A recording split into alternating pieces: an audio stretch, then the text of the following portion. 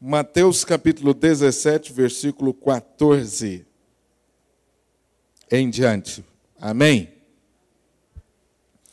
Diz assim a palavra: e quando chegaram para junto da multidão, aproximou-se dele um homem que se ajoelhou e disse: Senhor, compadece-te de meu filho, porque é lunático e sofre muito. Pois muitas vezes cai no fogo e outras muitas na água. Apresentei-o a teus discípulos, mas eles não puderam curá-lo. Jesus exclamou: ó geração incrédula e perversa, até quando estarei convosco? Até quando vos sofrerei? Trazei-me aqui o menino. E Jesus repreendeu o demônio, e este saiu do menino, e desde aquela hora ficou o menino curado. Então os discípulos, aproximando-se de Jesus, perguntaram em particular: por que motivo não pudemos nós expulsá-lo? E ele lhes respondeu: por causa da pequenez da vossa fé. Pois em verdade vos digo que se tiverdes fé como um grão de mostarda, direis a este monte: passa daqui para acolá, e ele passará. Nada vos será impossível. Mas esta casta não se expele, senão por meio de oração e jejum. Mas esta casta não se expele, senão por meio de oração e jejum. Deus abençoe essa palavra e aplique no nosso coração. Amém, queridos? Nós temos proposto nos nossos encontros aqui na quarta-feira tratarmos de problemas, ou melhor dizendo, tratarmos da resposta de Deus para os grandes problemas da vida. E nós escolhemos aqui alguns. Nós falamos, por exemplo, do problema da depressão, como a depressão atinge a nossa vida, como ela traz dificuldades e como esse problema tem crescido no nosso meio, inclusive no meio de pessoas que já conhecem a palavra e temem a Deus. Nós falamos por exemplo, falamos de como administrar crises de modo geral, foi um tema. Nós falamos sobre como enfrentar fracassos. Como nós, como cristãos, lidamos com os fracassos? Porque todos nós já passamos por isso, em medidas diferentes, mas já experimentamos fracassos, não é verdade? Alguma coisa que intentamos, que fizemos, que não deu certo, isso trouxe problemas, grande frustração. Como nós enfrentamos isso, nós vimos. E, na ocasião, nós falamos da experiência de Davi, quando experimentou um grande fracasso, e como depois Deus tratou com Davi. Nós experimentamos aqui, ou falamos aqui, em uma das quartas-feiras, sobre como lidamos com a enfermidade. Também é algo que nós estamos sujeitos a enfrentar. E as enfermidades graves, elas trazem grande problema para nós. São muito desafiadoras as enfermidades. Também nós falamos sobre o problema do desânimo espiritual. Teve uma quarta-feira que nós falamos sobre isso. Como enfrentar o desânimo espiritual. Também nós estamos sujeitos, como cristãos, a enfrentarmos o período do desânimo. Era melhor que não tivéssemos. Mas isso, infelizmente, ocorre. Por que ocorre? Como lidamos? Nós conversamos um pouco sobre isso. Nós falamos, por exemplo, sobre a angústia. Nós falamos num dos salmos sobre o problema da angústia. Quando o salmista fala do dia da angústia. Nós conversamos sobre isso, como lidamos com isso. Eu gostaria hoje de falar sobre como nós podemos e devemos enfrentar todo e qualquer problema que, porventura, nós venhamos a enfrentar. Como que nós vamos nos comportar em relação a esses muitos desafios que nós estamos sujeitos?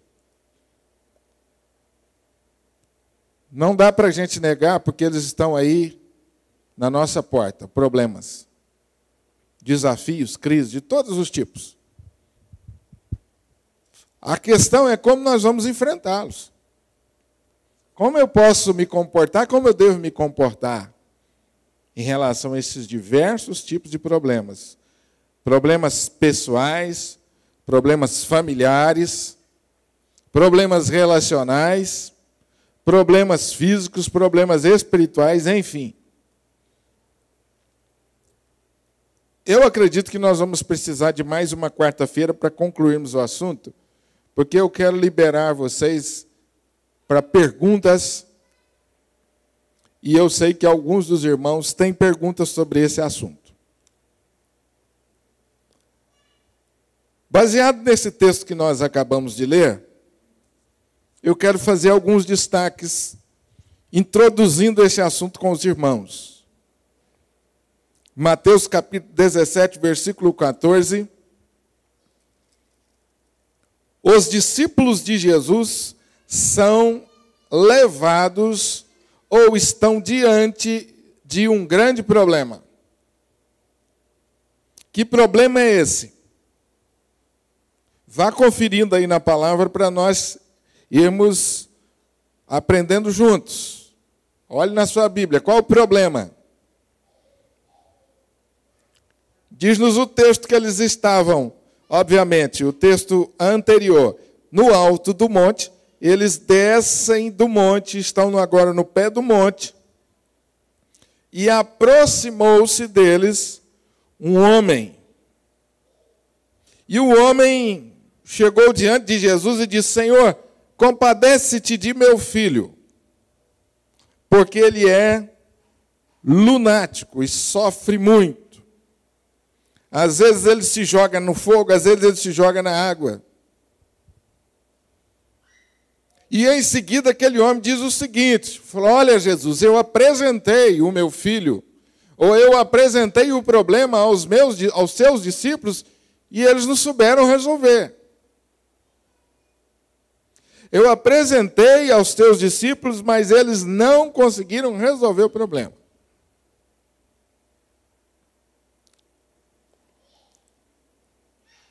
Eu fico imaginando essa sensação dos discípulos aqui. Você já viveu uma sensação semelhante a essa? Alguém trazer um problema para você, você falar assim, ó, não sei o que fazer, não.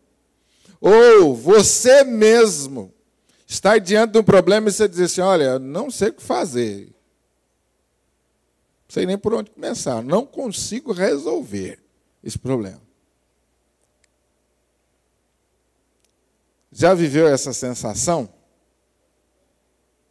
Já esteve diante de alguém que trouxe para você, que pediu socorro? Jesus, então, faz aí uma exclamação. E uma exclamação que é reveladora. Jesus está dizendo aí, olha, geração incrédula e perversa. Até quando vocês vão sofrer? Trazei-me aqui o menino. Jesus então repreendeu o demônio. O demônio saiu do menino e desde aquela hora ficou o menino curado. Qual era o problema do menino?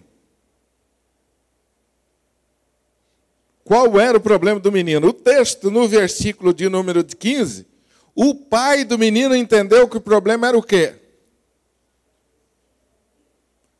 Não, leia aí o versículo, por favor. Vamos estudar juntos. O pai disse que o menino era o quê? Lunático. O problema dele, senhor, é mental. O problema dele é mental. Eu tenho um filho que tem problema mental, porque a hora ele se joga no fogo, a hora ele se joga na água. E eu apresentei para os seus discípulos, eles não souberam resolver o problema. Os discípulos não souberam entender o problema, discernir o problema, e não souberam, muito menos, resolver. Coisa que nós todos estamos sujeitos a enfrentar. Não sabemos discernir qual é a origem, o que se trata desse problema mesmo. É de origem física, é de origem mental, é de origem espiritual, é de origem emocional. Qual é a raiz desse problema?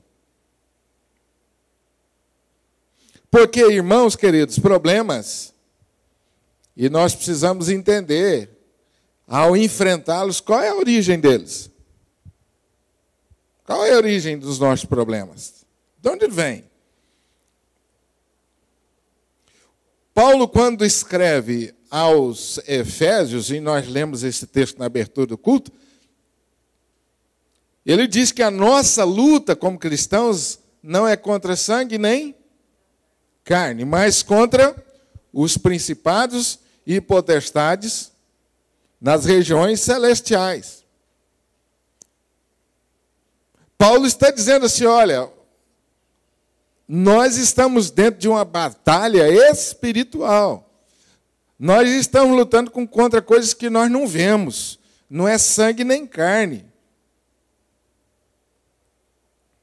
Então, o que Paulo está dizendo para nós é que muitos dos nossos problemas, eles são de origem espiritual.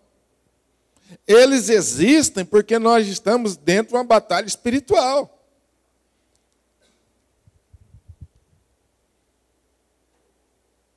Quando você está diante de um problema e busca discernimento desse problema, a palavra de Deus ensina você que você precisa considerar, pelo menos, que a origem desse problema é espiritual. É o inimigo que está batalhando contra a sua vida.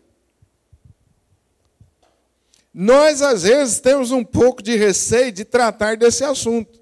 E nós minimizamos esse assunto, dizendo o seguinte, não, eu estou em Cristo, o diabo não tem poder sobre a minha vida, não.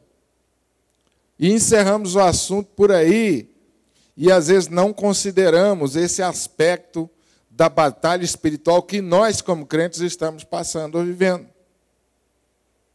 Simplesmente nós falamos assim, não, o diabo tem poder sobre a minha vida.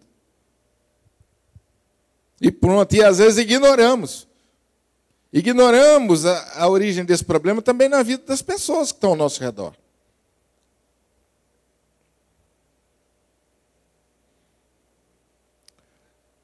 Isso é uma questão de discernimento.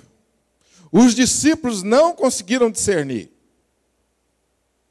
De onde vem o problema? Eles não disseram nada, nós não sabemos.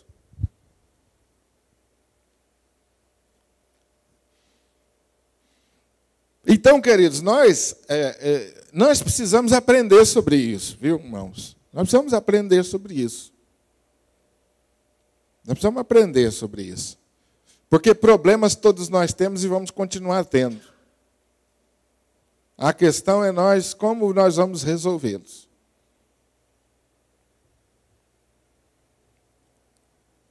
Existem problemas nossos que nós vivemos, que a Bíblia diz que são problemas que nascem ou que existem, porque nós, por natureza, somos desobedientes a Deus. E, por conta disso, colhemos as consequências. Isso a Bíblia diz, ela se refere sobre os nossos problemas tendo origem na carne. O que é isso que nós estamos querendo dizer? Natureza pecaminosa. Alguns dos meus problemas existem porque eu sou pecador, por natureza. Pronto, final. Nesse sentido, meu irmão, só de nós nascermos, nós já estamos em problema. Porque a Bíblia diz que nós nascemos em pecado, somos concebidos em pecados. Então, a gente já nasce com a natureza ruim dentro de nós. E muita gente não tem discernimento disso. Aquele bebezinho maravilhoso que você pega no colo, que você pensa assim, isso é um anjo. Deixa ele continuar crescendo para você ver. Como é que vai logo, logo manifestar maldade. É lógico que vai manifestar maldade de uma outra maneira, né? Como na vida de um adulto, mas manifesta. Desobediência, rebeldia, isso é só se observar. É lógico, gente, que nós vamos amar, vamos ter carinho, mas a gente precisa ter entendimento que todos nós nascemos pecadores, do menor, do mais novinho, até isso persiste na nossa vida. Então, alguns dos nossos problemas, eles têm origem nisso. Agora, muitas vezes, o que acontece na nossa vida? As coisas não acontecem de forma isolada. Nós vivemos num mundo onde, às vezes, as situações se interagem. Eu sou pecador, tenho problemas por causa disso. E o diabo também, que batalha contra a minha vida, aproveita a minha fraqueza ou a minha natureza pecaminosa e apimenta o negócio. A Bíblia diz que o diabo anda ao nosso redor, esperando o momento. Também a mesma Bíblia diz, resisti a ele e ele fugirá de vós. Mas a Bíblia diz, olha, ele está aí, esperando o momento. Ele conhece os nossos pontos fracos.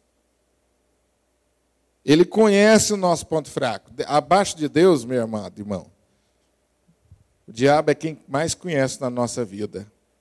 Essa é uma notícia não muito boa, mas é a realidade. Abaixo de Deus é o diabo, conhece melhor a nossa vida. Abaixo de Deus, ninguém conhece melhor a minha vida do que o diabo, abaixo de Deus.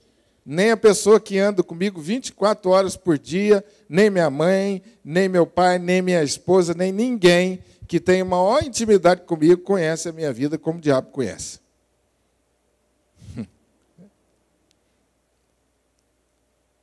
E às vezes nós vivemos nesse mundo, queridos, assim, como se nós estivéssemos num piquenique. Não levamos em consideração que muitos dos nossos problemas, eles são originários da ação do diabo contra a nossa vida e são originados da nossa própria natureza pecaminosa. E quando eles se juntam, quando o diabo encontra um crente desobediente, ele faz a festa. Porque ele encontra o ponto fraco, ele encontra o crente despreparado. Aí, meu amado irmão, a coisa complica. O apóstolo Paulo também fala da origem dos nossos problemas sendo nesse mundo. Quando 1 João também fala, não ameis esse mundo. Paulo fala lá em Romanos capítulo 12 sobre transformar a renovação da nossa mente para transformar esse mundo. Não vos conformeis com este mundo ou com este século, mas transformai-vos pela renovação da vossa mente. O que a Bíblia está querendo dizer com esse tipo de problema? Quando a Bíblia fala de mundo, ela está falando de valores que não pertencem ao reino de Deus. Aí ela está falando de ideias. Ideias que nós vamos trazendo para dentro da nossa vida, princípios, conceitos que não correspondem aos conceitos e aos princípios da palavra. Então você imagina um crente que ainda não está vivendo os valores do reino de Deus, está em desobediência a Deus, como ele se torna uma presa fácil do diabo. Porque os três inimigos se juntam. O diabo, a minha natureza pecaminosa e o mundo. E o diabo orquestra esse ataque do inimigo na nossa vida. Amém ou não? E se você for pensar bem, nós não temos nenhuma chance. O diabo é um inimigo que nós não vemos. Ele é invisível e abaixo de Deus ele é o mais poderoso. O mundo é muito maior do que nós. A carne é o inimigo que mora dentro da gente. Então, meu amigo, é certo você falar assim, pastor, só Jesus. É mesmo. Você falou certo, só Jesus, filho. Porque se o inimigo escolheu atacar a vida de alguém para derrubar, e esse alguém não tem Jesus, olha, está lascado. A palavra é essa. Eu estou resumindo para vocês aqui o que a Bíblia fala de Gênesis ao Apocalipse sobre a origem dos nossos problemas. Então, quando, querido, trouxeram um menino para os discípulos, eles tinham que discernir aquele problema. E eles não conseguiram discernir. Qual a origem desse problema? De onde vem? Assim como às vezes na nossa casa nós não conseguimos discernir, na nossa vida nós não conseguimos discernir. Às vezes marido e mulher começam a brigar, e eles brigam tanto, aí depois que a coisa esfria, um coloca a cabeça no lugar, o outro também, eles pensam assim, afinal de contas, o que nós estamos brigando? Que bobagem. Uma coisa tão boba. Já aconteceu isso aqui? Os mais experientes pode dizer? Você já brigou por uma coisa e você pensou assim, afinal de contas, por que estou brigando? Isso não vale a pena, não. Onde começou isso? Quando você conversa com o outro fala assim, eu nem sei. Por que eu falei? Não sei como que aconteceu. Enfim, você fica sem saber de onde surgiu esse negócio, gente. Essa força que às vezes nos leva a fazer aquilo que não é do agrado de Deus e que vai, inclusive, nos prejudicar, mesmo sabendo que aquilo não é bom, a gente não consegue e faz. Então, querido, Jesus resolveu o problema, repreendeu o demônio. Qual era a origem do problema, meu amado? É o diabo mesmo. O diabo atacou aquela família. O diabo tem poder para isso, pastor? Está aí, filho, o texto. E tem outros tantos. O diabo tem poder para isso? Para pegar uma pessoa e jogar ele na água e jogar ele no fogo? E fazer com que ele se comporte como uma pessoa maluca? Ah, meu amado irmão, é só você ler o Novo Testamento e sair para a evangelização que você vai ver um punhado de situações assim. Uma vez um crente falou para mim o seguinte, pastor, eu nunca tive uma experiência como essa. Eu falei, como é que é a sua vida evangelística? Ele falou assim, pastor, eu tenho muito medo de evangelizar, eu tenho dificuldade. Eu falei, então você nunca vai ver, pode ficar tranquilo aí. Enquanto você ficar de braço cruzado no banco, vai ser difícil. Enquanto a gente está quietinho sem fazer nada, nós estamos do jeitinho que o diabo gosta. Amém? É ruim a gente falar amém para isso, mas essa é a verdade. Agora, sai para evangelizar, que você vai ver que o diabo vai ficar incomodado. E aí é onde muita gente prefere ficar quieto. Eu, hein? Ficar quieto aqui. Pastor, vai lá. Pastor, vai orar pelo fulano, que eu fui lá, o negócio está feio. Pastor, vai lá. Ô, pastor, chama o fulano, chama o ciclano. Vamos lá, ô irmão, vai lá orar. Ô irmão, ora por isso. Porque às vezes a gente se sente tão fraco e incapaz de resolver um problema dessa natureza. Então aí a gente recorre àqueles irmãos que a gente acha que estão mais preparados. Situação semelhante ao que aconteceu com os discípulos. Eles não estavam preparados. E aí Jesus identificou o problema e repreendeu o demônio. O diabo ataca a vida do crente? Sim ou não? De que maneira? A Bíblia fala no Novo Testamento de vários casos em que o diabo tomou posse da pessoa. A Bíblia fala muitas vezes que o diabo oprimiu pessoas. E a Bíblia fala que o diabo tenta pessoas. Então, há basicamente 3 formas do diabo atrapalhar a vida de alguém. Ele tenta, ele induz a pessoa ao erro, ele oprime. O que é a opressão? A opressão é quando ele sistematicamente ele pressiona. Sistematicamente. E fica ali o dia inteiro. E a possessão? É quando ele toma posse do corpo. Vou mostrar para você rapidinho aqui alguns textos. Por exemplo, abre a sua Bíblia no Salmo 56, para você ver aí claramente essa palavra de Davi sobre esse assunto. E eu não vou me alongar muito nessa primeira parte.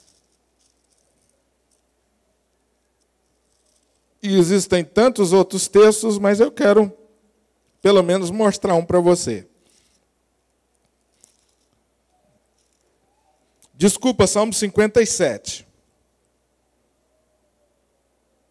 Não, gente, me perdoe de novo. É Salmo 56. Os dois começam igual. Tem misericórdia de mim, ó Deus. Salmo 56 e Salmo 57 começam igual. Por isso que eu misturei. Mas eu estou me referindo ao Salmo 56. Oração de Davi. Leia comigo o primeiro versículo. Tem.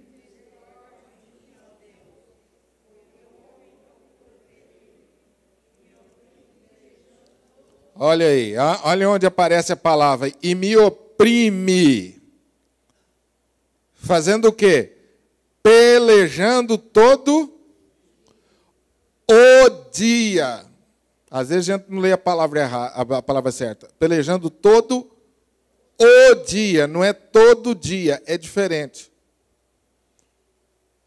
Quando eu digo para você todo o dia, ou eu digo para você todo dia. Qual a diferença? Quando eu digo para você todo dia, é porque são todos os dias, independente de qualquer coisa, é todos os dias. E quando eu digo para você todo o dia, significa que é um dia específico, em que ele escolhe e oprime você. Amém ou não? Tranquilo até aí? O que Davi está dizendo? Deus, tem misericórdia de mim, porque o inimigo está me oprimindo todo o dia. Ou seja, tem um dia, eu tenho uma época na minha vida, Senhor, que ele vem e me oprime de uma forma especial. Porque todos os dias ele está ao redor de nós, ao derredor. Mas tem um dia em que ele concentra o ataque. Esse dia é o dia da opressão. É o dia da sufocação espiritual. Famílias são oprimidas, crentes são oprimidos, pessoas são oprimidas. Isso aí pode acontecer na minha vida e na sua vida, viu, gente? Como pastor, de vez em quando, eu passo por isso. Você já identificou isso na sua vida? Na minha, eu sei. Na minha, eu sei quando é a época da opressão, eu já consegui discernir. E aí, meu amigo, tem misericórdia para cima. Porque é difícil. Parece que está tudo contra você, o negócio vem com força. E olha o que o salmista Davi diz, queridos, dentro desse contexto. O inimigo oprime e o inimigo provoca feridas. Versículo 2, o inimigo espreita, o inimigo fere, o inimigo atrevidamente me combate. Versículo 5, o que o inimigo faz? Torce as minhas palavras, o inimigo atrapalha a nossa comunicação. Marido e mulher, fica atento com isso. Que tem dia que parece que nós estamos falando grego em casa. Um fala A e o outro entende Z. Aí você fala assim, mas não foi isso que eu quis dizer não, meu bem. E o outro foi sim. E aí a coisa está armada. Você chega para a esposa com a maior boa vontade e fala assim, querida, que arroz maravilhoso você fez hoje, hein? Ela fala assim, quer dizer que os outros dias foram péssimos? Pronto, a bagunça está feita. Não, mas eu não quis dizer isso não, eu quis dizer que o arroz está... Não. Eu sabia que você prefere a comida da sua mãe do que a minha. Eu já estava desconfiado disso. E aí, meu amigo, o tempo fecha. Aí você fala assim, Jesus, eu não queria falar nada disso. Aí, meu amigo, ó, esse dia aí, pode ir para o joelho que o negócio amanheceu nublado. Eu estou citando um exemplo bobo. Isso acontece no trabalho, isso acontece na igreja. Você elogia o irmão, ó, que bênção, hein? O cara entende tudo errado. O cara entende tudo errado. Você tem que saber a hora de elogiar e como elogiar, porque tem gente que não entende o elogio e leva o negócio todo para o outro lado. E você fala assim, nossa, não é nada disso que eu queria falar. E aí você pergunta assim, peraí, mas não era isso que eu queria falar. Deus conhece meu coração. Eu fiz com a maior boa vontade. É, meu amigo, mas no meio do caminho tinha o coisa ruim que torceu as palavras. Um missionário chegou para mim há um tempo atrás e falou assim, ó, pastor Norte, você pode orar porque, vou dizer um negócio para o senhor, um dos problemas da igreja é comunicação. E eu falei assim, eu concordo com você, cara, eu nem preciso orar para isso não, porque eu já entendi. Eu preciso orar para Deus dar sabedoria na comunicação, porque eu já entendi que o problema é a comunicação. Eu, como pastor, já vivi muito assim. Você fala uma coisa para a pessoa, chega lá de fora, ele fala outra coisa completamente diferente, que você nem... Você viu o que o pastor falou? Eu falei, não, mas não foi isso que ele falou, não. Ah, mas... Comunicação. Isso acontece em todos os níveis. Em casa, com o filho, enfim. Você está percebendo o contexto de batalha espiritual de Davi? Senhor, tem misericórdia de mim, porque o inimigo está me ferindo, porque o inimigo está me combatendo atrevidamente, porque o inimigo está torcendo a minha palavra. Tem misericórdia de mim. Batalha espiritual, meu amado. O inimigo, de modo geral, ele ataca a nossa vida tentando. A tentação é o primeiro nível, é o nível mais fraco. É quando ele nos induz ao erro. Você está querendo vencer um pecado, está querendo resolver um problema, crescer na sua vida espiritual, mas ele vai armando esquemas e colocando pessoas no seu caminho, e aí, de repente, você cai de novo. De repente, você cai de novo. Então, ele tenta. E aí, ele sabe onde é o nosso ponto fraco, porque ele nos viu nascer, nos viu crescer, ele sabe onde é o nosso ponto fraco. E é exatamente ali que ele vai armar os esquemas. A tentação não provém de Deus. Deus pode permiti-la, mas não provém de Deus. E a tentação ela vem com o objetivo de te destruir, de fazer você cair, chorar, se entristecer e desanimar. Então o diabo tenta, o diabo oprime o crente, mas o diabo não toma posse da vida do crente. O diabo não toma posse da vida daquele que tem o Espírito Santo de Deus. Deus não permite isso. O meu coração e o seu coração só tem um Senhor. Ou é o Senhor Jesus, o Espírito Santo habita nele, ou ele está vazio. E quando ele está vazio, o inimigo muitas vezes quer ocupá-lo. A Bíblia diz que compara a nossa vida como uma casa. Então a casa ela é ocupada. Ou é ocupada por Jesus, ou ela está vazia e o inimigo vem e ocupa ela. As duas pessoas não ocupam a mesma casa. Quem tem o Espírito Santo de Deus não é possesso pelo diabo. Ele não toma posse das suas faculdades mentais. Amém? Eu dei um panorama geral, porque de repente pode acontecer com você o que aconteceu com os discípulos. Alguém vai trazer para você um problema. E aí você precisa ter discernimento. O pastor falou naquela quarta-feira lá de possessão, tentação e opressão. E aí você vai conversar com a pessoa, você vai ver que a pessoa não tem experiência nenhuma com Deus. Não conhece Jesus. Então o caso dele pode ser de possessão. O caso dele pode ser só opressão, o caso dele pode ser tentação. mas de todo jeito que ele precisa de Jesus. Entenderam, meus irmãos, o panorama geral? Amém? Só para os irmãos terem uma ideia que quando a gente fala problema, você está dentro de um contexto espiritual que você precisa aprender a discernir de onde vem esse problema.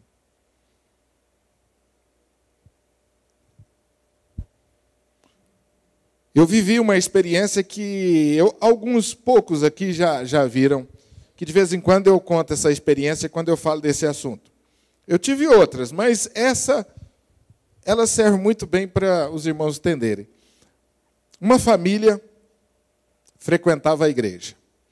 A esposa nasceu e foi criada na igreja, se batizou, se decidiu por Cristo, era uma mulher muito ativa, uma jovem ativa na igreja, participava ativamente do coral, das atividades da igreja, do departamento infantil. Casou-se com um homem não crente.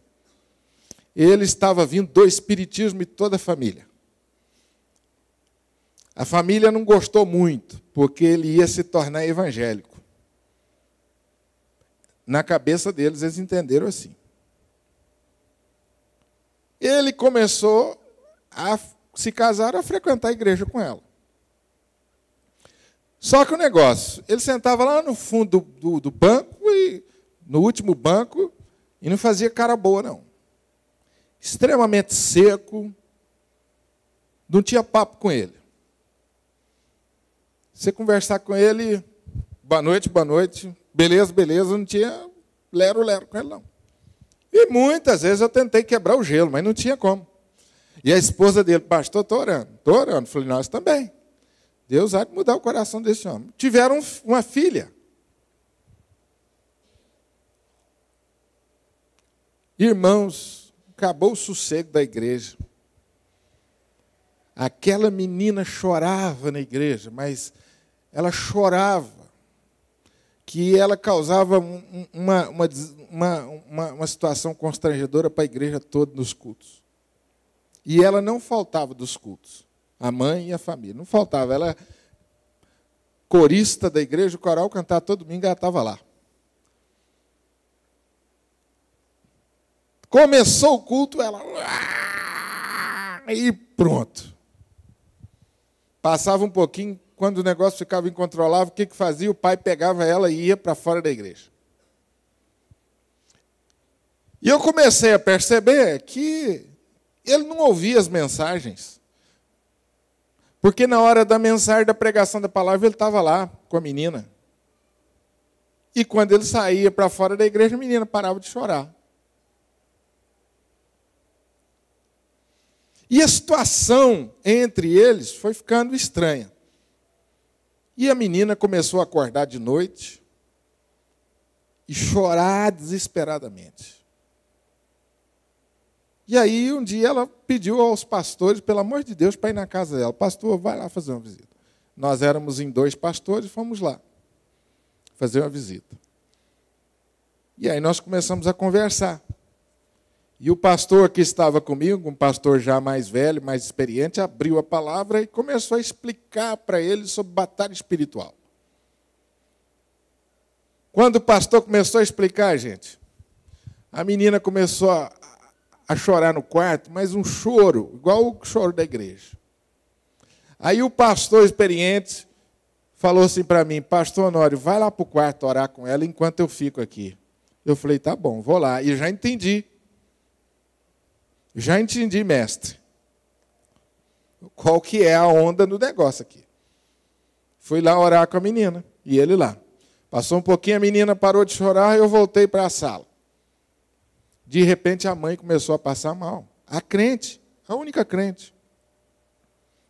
E aí o marido dela olhava para nós e falou assim, pois é, agora ela começou a sentir isso aí de vez em quando. Passar mal, ficar sufocada.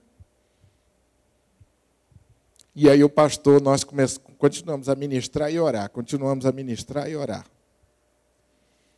E aí a mãe passava mal, orava com a mãe, passava um pouquinho, a menina chorava, corria para o quarto, aquilo vai e vem. E a batalha durou, viu, gente? Que aí nós começamos a orar, começamos a estudar a Bíblia. E aí, aquela família finalmente começou a ter discernimento espiritual do que podia estar acontecendo. O inimigo estava agindo poderosamente naquela casa. E tem alguns detalhes aí que eu não vou contar para os irmãos, até para poupar as pessoas. Mas havia uma batalha feia para tirar aquelas vidas da igreja. E atacou a criança e atacou a mãe. Aquele rapaz duro começou a ficar mais maleável depois disso. A menina começou a melhorar. E um dia, finalmente, ele se entregou a Jesus. E aí, meus irmãos, a obra foi completa, nunca mais. Se transformou num diácono excelente, dócil, amável. Parecia outra pessoa completamente. Há pouco tempo eu voltei na igreja onde eu fui pastor, isso aconteceu lá em São Paulo, estava lá, família inteira, a menina chorona, linda, linda, acho que vai se casar agora. Eu olhei para os pais e disse, que bênção, hein? Aí ela falou, pois é, pastor, o senhor lembra como é que foi o começo? Eu falei, pois é. Mas Deus deu vitórias. O que é isso, irmãos? Qual que é a origem desse problema? A menina chorava porque está com fome? A menina chorava porque tinha problema físico? Não, a menina chorava por opressão do diabo. Terrível. Qual que era o nosso desafio, no caso, como pastor? Ter o discernimento. Ter o discernimento. Qual é a origem do problema? Ela podia simplesmente falar para a mãe dela, leva essa menina no médico. Aliás, a mãe já tinha feito isso. O médico nunca achou nada. Estou cantando esse caso para vocês, queridos, porque, assim como aconteceu com os discípulos, você também pode estar diante de um problema e não saber o que fazer. Apresentei os seus discípulos e os seus discípulos não souberam curar. E aí, qual foi a palavra de Jesus em seguida? Vamos ler lá?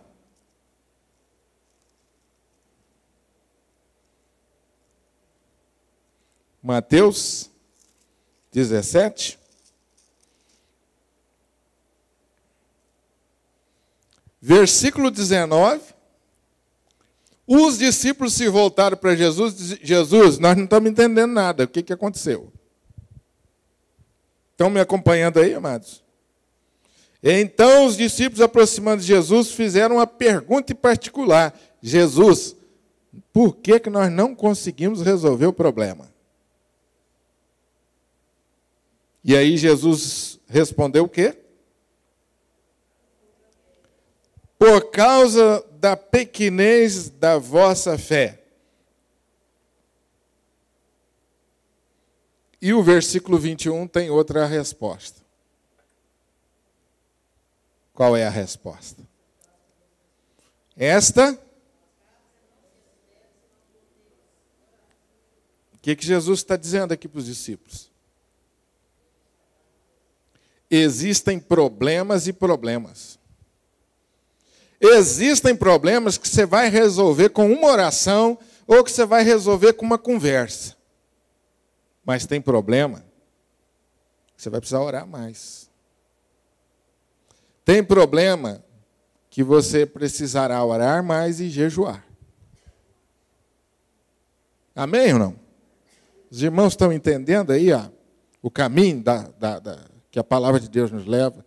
Quando você for procurar entender os problemas, pode ser que você esteja diante de um problema que Deus esteja querendo levar você a orar mais e a jejuar mais. Amém, Marquinhos? Tem problema e problema na minha vida e na sua vida. Tem uns que nós resolvemos assim, vapt-vupt. Mas tem problema, meu irmão. Famílias enfrentam muito problema de relacionamento, filho rebelde. Que é um negócio complicado para pai e mãe, filho rebelde. Menino cresceu no evangelho, tem exemplo, tem tudo, mas parece que tem um troço, uma força que... Aí, meu irmão, Eu encontro com os pais e dizem assim, pastor, nós já fizemos de tudo que o senhor imaginar. Tudo, tudo. Já gastamos dinheiro com psicólogo, já gastamos dinheiro com isso, já gastamos dinheiro com aquilo, já fizemos isso, já fizemos aquilo. E às vezes a gente, como pastor, conhece a pessoa, sabe que a pessoa dá um bom testemunho em casa para o filho. Aí, meu irmão, ó, oração e jejum. Agora, vamos procurar entender esse texto. Eu não quero me alongar demais, eu queria terminar agora por causa do calor e do cansaço. Então, eu vou começar, e quarta-feira que vem eu vou entrar em detalhes sobre como que eu posso jejuar. O que a Bíblia me ensina sobre jejum? Eu vou só dar vou caminhar mais um pouquinho com vocês aqui. Nós vamos orar. Jaqueline e Júlio, vocês podiam escolher uma música para a gente terminar depois, por favor, para a gente orar. E depois, quarta-feira que vem, nós vamos falar sobre o jejum. E aí eu sei que muitos de vocês talvez tenham dúvidas sobre jejum, e nós vamos ver o que a palavra de Deus ensina sobre isso. O que eu queria mostrar para vocês nesse texto antes de concluir? Quando nós lemos esse texto, em que Jesus está dizendo assim, essa casta não se expele, senão por meio de oração e jejum. Há algumas maneiras de se entender isso aqui. E aí nós vamos ver aqui. Em primeiro lugar, tem uns que acham que o poder está no jejum. O que é, de modo geral, o jejum? Nós vamos explicar melhor isso quarta-feira que vem, mas agora vamos falar superficialmente. O que é jejum? Abstinência de água e comida. Em linhas gerais. Todo mundo sabe disso, não é? Amém? O que é jejum? Pastor, eu sei que é a gente deixar de comer água e beber água e comida. Então, é isso mesmo. E de modo geral, o jejum é isso. De modo geral. Depois nós vamos explicar o que a Bíblia ensina sobre isso. Então, tem muita gente que acha que o fato por si só de você se abster de água e comida, isso é, fazer um jejum, você já tem poder. Nesse caso, as pessoas entendem que o poder está no jejum. Tem muita gente que entende esse texto assim. Existe uma outra maneira de ler esse texto, que são aqueles que acreditam que o poder não procede de nenhuma mecânica humana. E, humanamente, nós somos incapazes de ativar esse poder. Nesse caso, alguns acham que o jejum é o problema, pois, supostamente, você está, ao jejuar, tirando o poder da graça de Deus e transferindo esse poder para o homem. Então, aí você tem duas leituras extremas. Há aqueles que acham que o poder está no jejum por si só, e aqueles que acham que, olha, eu não jejuo não, e acho que as pessoas jejuam errado, porque elas acham que o poder está no jejum, e a Bíblia diz que o poder de Deus é gratuito, que Deus se manifesta na nossa vida, e que isso não depende de mim. Existem aqueles que acham que o poder está no ritual. Se você fizer o ritual certinho. Então, hoje, existe um ritual de exorcismo nas igrejas. Existe um ritual hoje. É só você ligar a sua televisão que você vai ver no rádio um ritual determinado para tirar o demônio das pessoas. Existem igrejas montadas em cima desse ritual.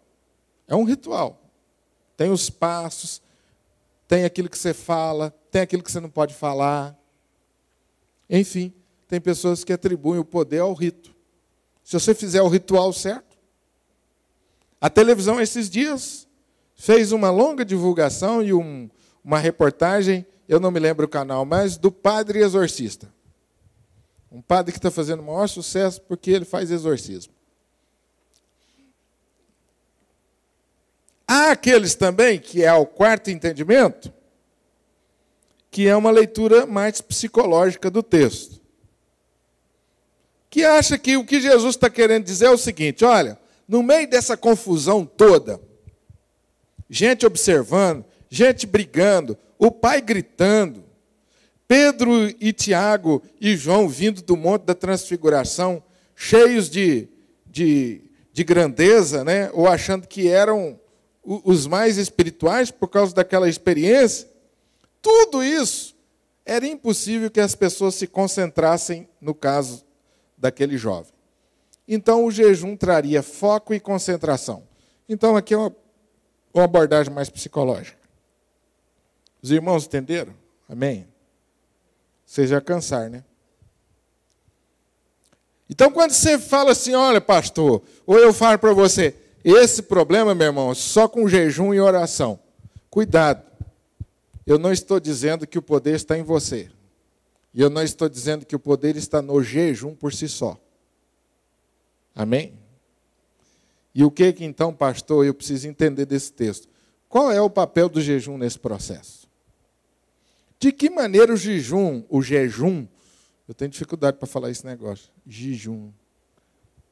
De que maneira o jejum trabalha a minha vida? E de que maneira o jejum opera na solução dos meus problemas? Como que isso acontece, pastor? O que realmente Jesus está querendo dizer com esse texto? Porque, meu irmão, vem uma pessoa trazendo um problema para você, que você nem conhece ele. E aí você chega para ele e fala assim, ó, vou te ensinar uma coisa, você tem que orar e jejuar. O que você acha dessa ideia? Será que o jejum e a oração só vão resolver? Ou talvez você pense o seguinte, meu irmão, o negócio é o seguinte, você está muito confuso. O jejum vai trazer para você mais concentração. Seu problema é concentração psicológica. Será que é isso que Jesus está querendo dizer? O que Jesus está querendo dizer? O que eu devo entender por jejum, conforme a Bíblia me ensina? Quarta-feira a gente continua. Amém? Em primeiro lugar, nós vimos que nós estamos sujeitos a problemas de diversas naturezas. Eu preciso pedir a Deus discernimento para...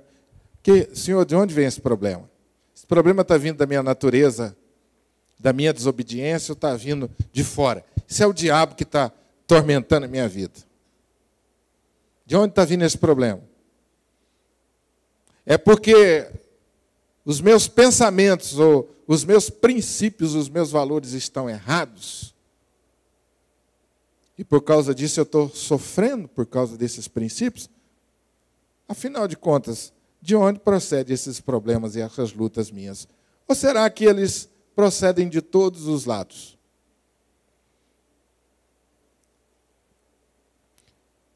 Então Jesus vem e nos ensina assim, meu querido irmão, meu filho, existem problemas e problemas. Alguns são fáceis de resolver, mas outros, oração e jejum.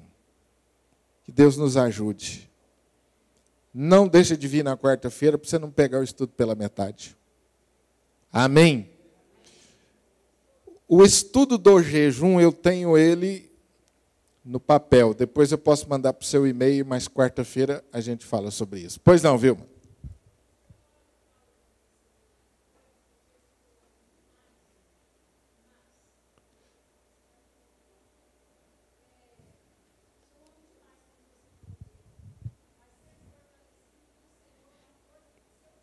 Sim.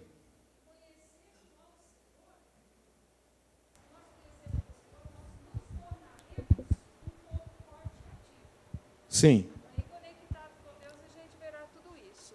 Sim. Eu me lembro quando, na terceira igreja, há muitos e muitos anos atrás, a filha de uma zeladora lá, pastor João fazia os atos pastorais no início lá. E um dia, o demônio pegava elas várias vezes. E o pastor foi lá para fazer uma visita, e foi com minha mãe e umas demais irmãs. Quando chegou com a Bíblia, ela olhou para eles e falou assim, povo feio.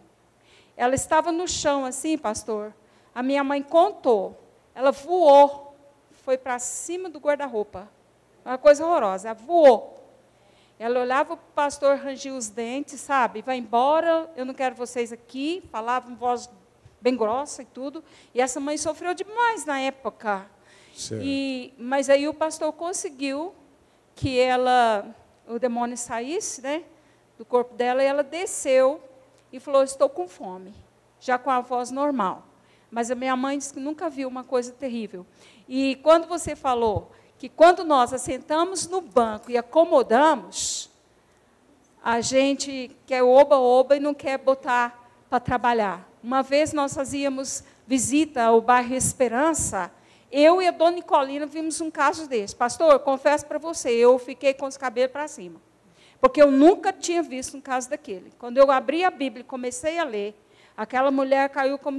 Ela estava com menininha, amamentando. Ela caiu para trás assim, ó, se transformou. Uma voz terrível, uma coisa horrorosa. Falei, dona Nicolina, ore por essa pessoa. Aí, no que orou, ela voltou e falou, onde eu estou? Gosto de sangue. Coisa horrível que eu estou vendo, sabe? Coisa terrível, pastor. Certo. Muito triste. E hoje eu fiquei pensando lá do que aconteceu. Às vezes a gente fala sobre esse assunto e eu noto que tem muita gente que fala assim, eu nunca vi isso. Nunca tive notícia disso. Então, é onde eu falo que muitas vezes a gente não vê, porque também a nossa vida espiritual é muito restrita, a igreja, a gente não vai ao encontro dessas pessoas oprimidas. É isso que eu quis dizer, e você falou, né? E a gente, à medida que vai crescendo espiritualmente, nós temos que entender que Deus nos dá o ministério da libertação de pessoas. O texto está dizendo que apresentei-o aos seus discípulos. Ou seja, Deus nos capacita como discípulos a trazer libertação a essas pessoas. Agora, a gente precisa ter esse discernimento e esse preparo, que às vezes a gente não se julga preparado. Então, o objetivo dos nossos encontros aqui, primeiro é que você aprenda a entender os seus próprios problemas e resolver, e segundo, a ajudar os outros. Porque uma hora ou outra pode se deparar com situações assim. E aí, o que nós vamos fazer? Né? Então, nós precisamos entender que Deus nos revestiu de capacidade para nós enfrentarmos essa situação. Então, nós vamos ver de que maneira o jejum entra nessa história, conforme Jesus disse. A oração me prepara para isso, me capacita para isso. Amém?